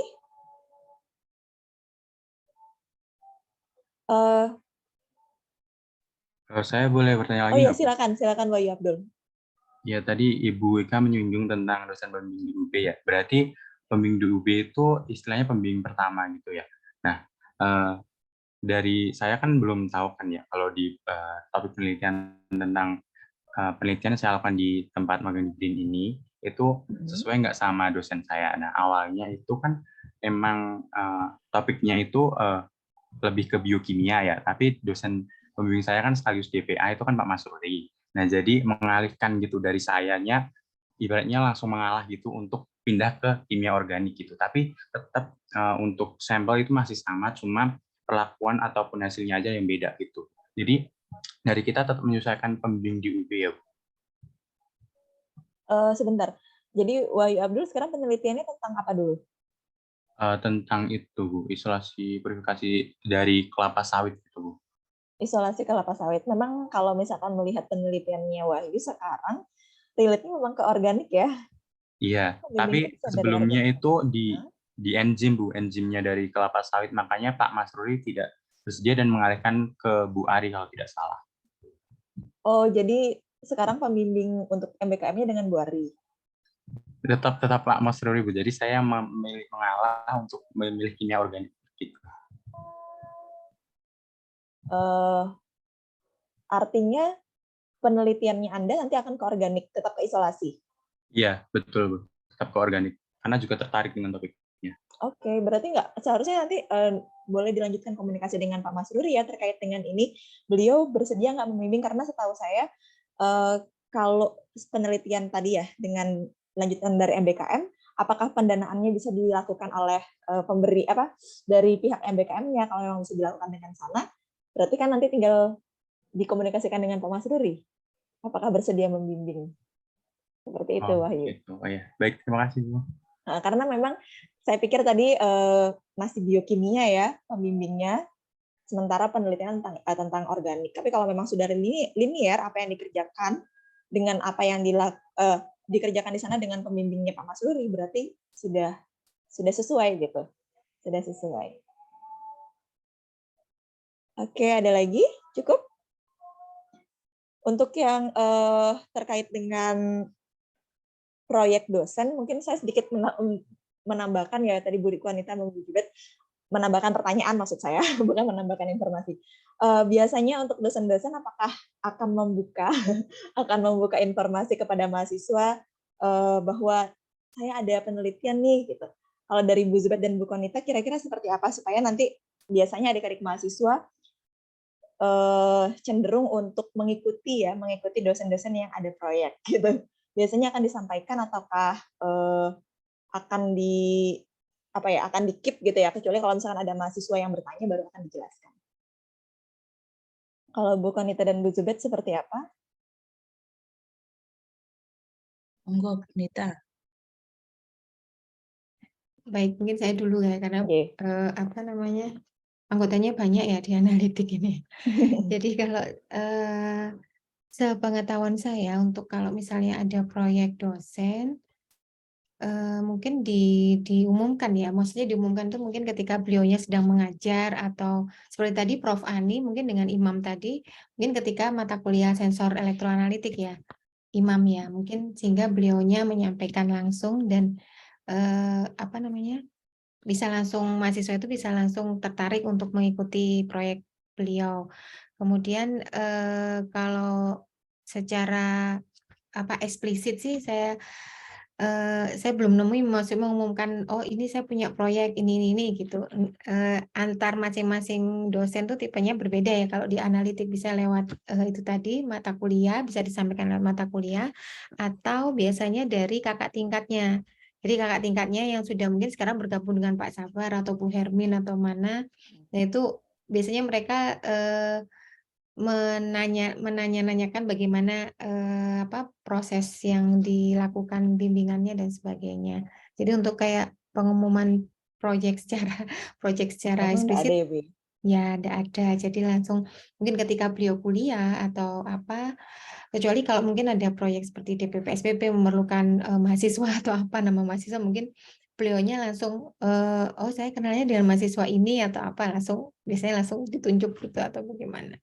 Seperti itu Bu Ika kalau di analitik, setahu saya seperti itu. Nggak tahu mungkin di KF seperti apa Bu Jubaid. Terima kasih Bu Konita, silakan Bu Jubaid. Ya, terima kasih. Jadi kalau di KF itu sebetulnya saya pribadi ini sebagai Kalap tuh punya rencana kita mengaktifkan website kami. Jadi Anda bisa klik untuk current project ya. Jadi current project yang ada di KF itu apa aja. Cuma masih belum jadi websitenya. Tapi saya usahakan secepatnya untuk jadi. Jadi nanti ada gambaran misalkan Bu Zubaid itu current project ini, latest publication ini, Bu Ika itu apa gitu. Jadi harapan kami mahasiswa tanpa harus ketemu dosen masih bisa melihat dengan Bu Ika itu kira-kira topiknya apa aja sih gitu. Nah, biasanya nanti kalau Anda tertarik pada proyeknya, Anda bisa kemudian kontak Bapak Ibu dosen. boleh bertanya kira-kira bisa nggak saya join dalam riset ini. Karena kadang-kadang ada yang sudah full, jadi bimbingannya sudah maksimum, jadi tidak bisa lagi. Ada yang memang boleh, memang masih membutuhkan untuk ada mahasiswa mengerjakan proyeknya gitu. Jadi kalau bagaimana untuk anak-anak atau mahasiswa tahu bagaimana proyeknya, kalau KF sendiri punya rencana untuk mengaktifkan website kami. Nah, nanti Anda bisa melihat dari current project itu, atau kalau tidak, ya memang saat ini masih word of mouth ya. Jadi dari kakak tingkat cerita gitu kan, akhirnya milih dosen ini dengan topik ini, kemudian konfirmasi bisa nggak join gitu ya. Nah itu bisa. Jadi ada berbagai cara ya untuk tahu topik yang sedang berkembang di suatu lab. Terima kasih, Bika. Terima kasih Bu Konita dan Bu Zubed atas informasinya ya. Jadi nanti mungkin dari kakak-kakak tingkatnya ini 2019 bisa diinfokan juga ke 2020 bahwa Anda bisa melihat current project dari masing-masing dosen. Tadi misalnya kalau dari KF kami akan berencana membuat website atau nanti mengikuti mata kuliah dari masing-masing dosennya. Di mata kuliah pilihan sih biasanya ya. Kalau mata kuliah wajib mungkin agak jarang ya, tapi lebih banyak ke mata kuliah pilihan. Baik, apakah ada pertanyaan lagi terakhir? Kalau tidak ada, berarti kita akhiri. Sudah jam 3, kurang 4 menit. Cukup? Saya rasa memang di sini 2019 sudah tahu ya topik TA-nya apa. Sayang sekali untuk 2020 yang bergabung tadi cuma satu ya, Imam saja ya. Semoga nanti rekaman ini bisa sampai ke adik tingkatnya ke 2020. Jadi 2020 nanti jika ada pertanyaan juga bisa langsung disampaikan, entah ke saya atau mungkin ke masing-masing kalab. Baik, terima kasih sekali lagi saya ucapkan kepada Bu Konita, Bu Zubed, dan Bu Maria Ulfa yang sepertinya sudah live ya. Hari ini sudah bersedia meluangkan waktunya berbagi informasi kepada adik-adik mahasiswa terkait dengan topik-topik penelitian dari masing-masing dosen di masing-masing laboratorium. Semoga nanti ada adik-adik mahasiswa di sini bisa tetap melanjutkan penelitiannya dengan baik dan untuk 2020 nanti bisa menyaksikan recording dari kegiatan Zoom hari ini sehingga memiliki gambaran untuk bisa masuk ke lab-nya masing-masing. Khawatirnya tadi ya seperti dikatakan oleh Bu Zubed, ketika Anda terlambat mengetahui informasi, ternyata dosennya sudah penuh gitu. Jadi Anda harus memutar otak lagi, kira-kira saya mau masuk ke mana. Itu kasihan, saya agak kasihan gitu dengan Anda yang ternyata tidak sesuai dengan bidang minatnya Anda. Jadi akan lebih baik jika Anda sudah mengetahui informasi itu lebih awal. Oleh sebab itu kegiatan sosialisasi ini juga dilaksanakan di awal tahun dengan tujuan supaya Anda sudah bisa mempersiapkan diri lebih awal. Mungkin itu yang bisa kami sampaikan. Terima kasih sekali lagi kepada Ibu-Ibu Kalab, terima kasih juga kepada seluruh mahasiswa atas kehadirannya pada FIDK hari ini. Semoga bermanfaat informasi yang disampaikan, sukses terus untuk kedepannya. Semoga sehat selalu Ibu-Ibu dan adik-adik mahasiswa. Sampai ketemu lagi di FIDK berikutnya. Saya akhiri, wassalamualaikum warahmatullahi wabarakatuh. Waalaikumsalam warahmatullahi wabarakatuh. Pamit undur diri ya semuanya. Terima kasih, Bu Ika.